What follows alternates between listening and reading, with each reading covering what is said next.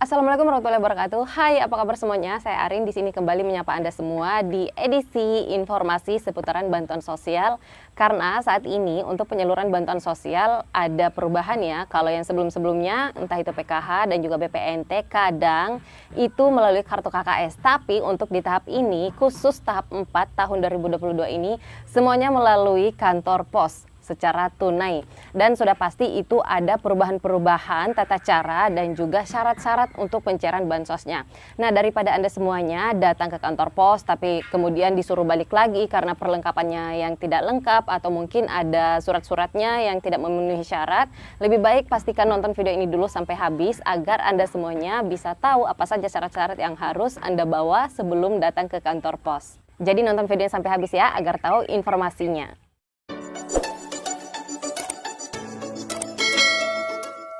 Sebelumnya disclaimer dulu ya. Nah, syarat-syarat yang akan saya sampaikan di sini itu kembali lagi atau tergantung lagi dari pimpinan pos yang berada di wilayah Anda masing-masing. Karena setiap pimpinan, setiap wilayah tentunya itu mekanismenya berbeda-beda. Tapi setahu saya kalau nggak salah ya, yang namanya aturan penyaluran bansos ini, setiap pos dimanapun itu berada itu memiliki juknisnya juga masing-masing yang akan ia jadikan dasar untuk penyaluran bantuan sosial ini melalui kantor pos. Oke, langsung saja. Jadi untuk saat ini itu lagi sedang gencar-gencarnya di daerah saya dan juga mungkin di beberapa daerah saat ini sudah mulai penyaluran bantuan sosial. Dan penyaluran bantuan sosial saat ini itu sekaligus 3 program disalurkan melalui kantor pos. Jadi nggak harus bolak-balik dan juga nggak harus bingung ini cairnya di mana nanti, cairnya kapan. Tapi kali ini pemerintah pusat langsung menyalurkan 3 bansos sekaligus melalui kantor pos secara tunai. Yaitu yang pertama bansos PKH, yang tahap 4-nya yaitu periode Oktober, November, Desember. Dan untuk besaran bansos PKH ini sendiri itu tergantung komponen ya, sesuai dengan komponen. Jadi kalau komponennya misalnya lebih dari 1, otomatis jumlah bansosnya juga berbeda. Nah, kemudian yang kedua yaitu adalah bansos BPNT program sembako atau BSP ya, bantuan sosial pangan. Itu juga disalurkan sekaligus melalui kantor pos untuk periode 3 bulan, Oktober, November, Desember juga, yaitu sebesar Rp600.000. Kemudian yang ketiga adalah BLT BBM untuk periode yang kedua, dan besaran bantuannya yaitu Rp300.000. Jadi kalau di total-total, kalau yang dapat 900 berarti dapatnya cuma BLT BBM dan juga BPNT. Tapi kalau lebih dari 900 berarti orang tersebut atau KPM tersebut itu mendapatkan plus PKH, karena tidak semua penerima BPNT atau tidak semua penerima BLT BBM itu juga mendapatkan PKH. Nah, bagi di daerah-daerah yang sudah cair bansosnya, yang sama seperti di daerah kami sekarang, sekitar beberapa hari belakangan ini, jadwal kami padat banget, yaitu penyaluran bantuan sosial dari desa ke desa, kecamatan ke kecamatan, kelurahan ke kelurahan, dengan target bagaimana caranya agar cepat dapat tersalurkan semuanya. Nah, bagian di daerahnya sudah cair bansosnya, tulis komentarnya di bawah video ini ya, di daerah mana aja yang sudah cair bansosnya juga. Dan bagi yang belum, harap bersabar, karena saat ini pasti sedang proses. Oke, langsung saja untuk syarat-syarat pencairan bantuan sosial melalui kantor pos ini bagi masyarakat yang terdaftar aktif datanya sebagai penerima bansos PKH atau BPNT atau BLT BBM. Syarat yang pertama yang harus Anda penuhi atau yang harus Anda bawa sebelum ke kantor pos yaitu KTP, IKTP, KTP milik pribadi, karena syaratnya adalah KTP. Dan yang kedua adalah bansos tersebut itu tidak bisa diwakilkan apabila tidak ada hal-hal tertentu yang urgent, sifatnya urgent begitu ya.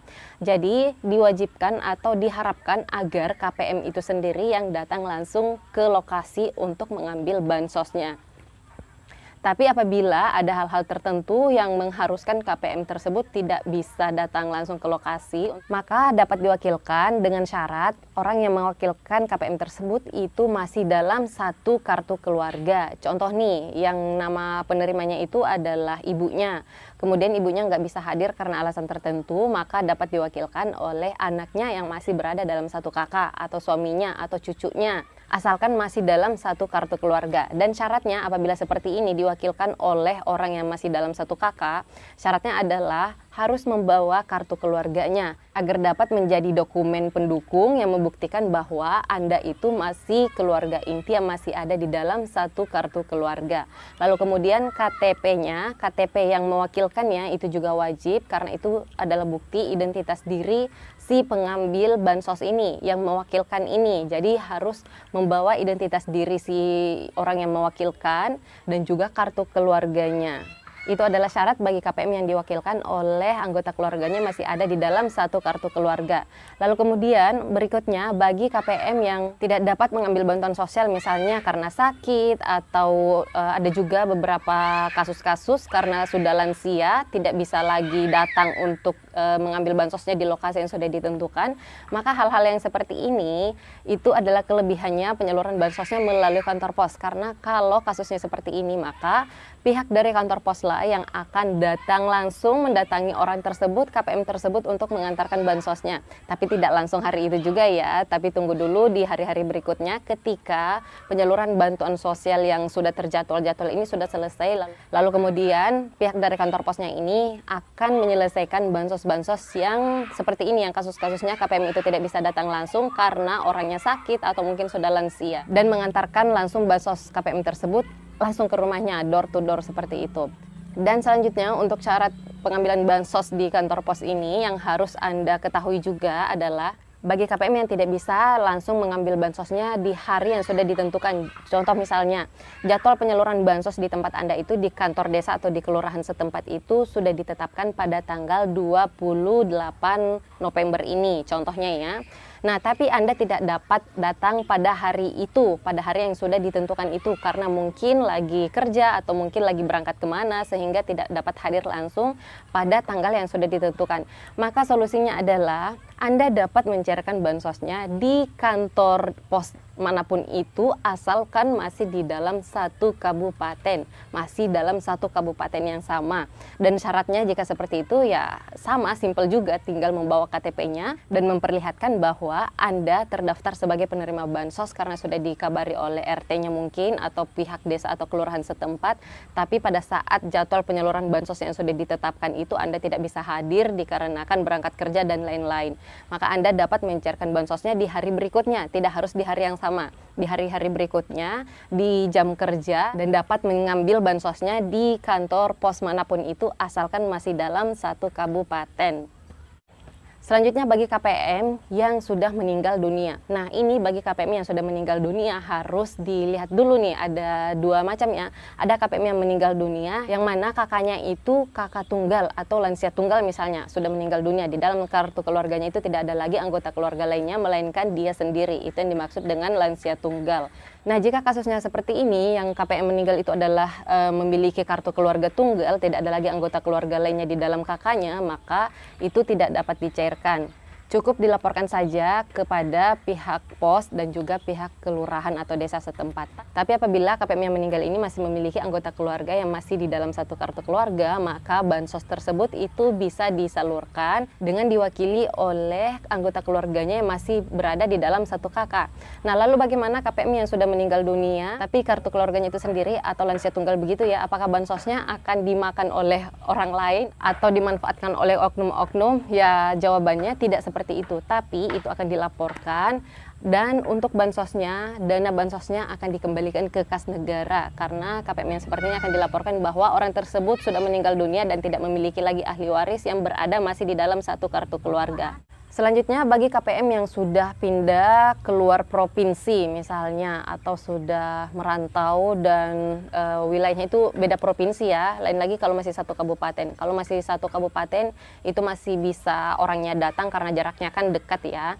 Tapi apabila orangnya pindah beda provinsi dan itu jaraknya sangat jauh, maka solusinya adalah kembali pada keputusan desa atau kelurahan setempat. Di sana akan dilakukan lagi musyawarah desa atau kelurahan setempat dan tergantung pada keputusannya nanti seperti apa. Jika memang keputusan dari musyawarah ini ternyata KPM itu betul-betul membutuhkan bantuan sosial, maka pihak dari desa atau kelurahan setempat ini akan membuat surat keterangan dan itulah menjadi dasar bagi pihak posnya. Lalu kemudian pihak posnya akan melakukan transfer bantuan sosial kepada KPM tersebut. Tapi harus dilakukan komunikasi dan koordinasi terlebih dahulu ya, otomatis KPM yang ada di sana yang di luar daerah itu yang sangat jauh tempatnya akan mengirimkan bukti identitas diri dan juga mungkin video call dan juga dokumen-dokumen pendukung lainnya. Salah satunya yang paling wajib adalah nomor rekening atas nama si KPM tersebut. Lalu kemudian pihak dari kantor posnya lah yang akan mentransfer bansosnya ke KPM itu langsung tanpa perantara.